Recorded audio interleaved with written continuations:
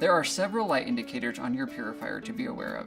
If the purified water light is orange, for example, it could mean that the purifier is powering on, or that the purifier has not been used for a long time.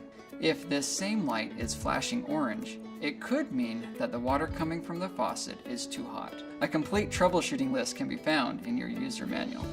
When it's almost time to replace your 3-in-1 cartridge, the LED light indicator on the unit will flash orange to indicate that the life cycle on your current cartridge is close to its end.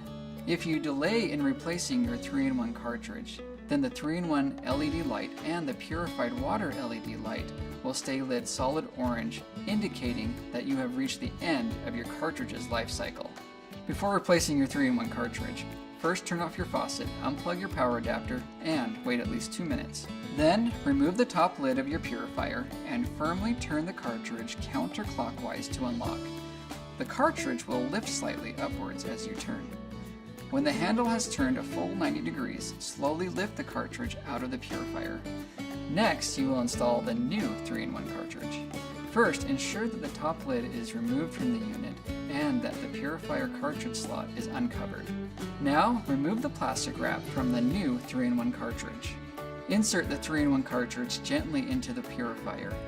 Align the cartridge at 9 o'clock, and pushing downward, turn 90 degrees to 12 o'clock until the cartridge is seated.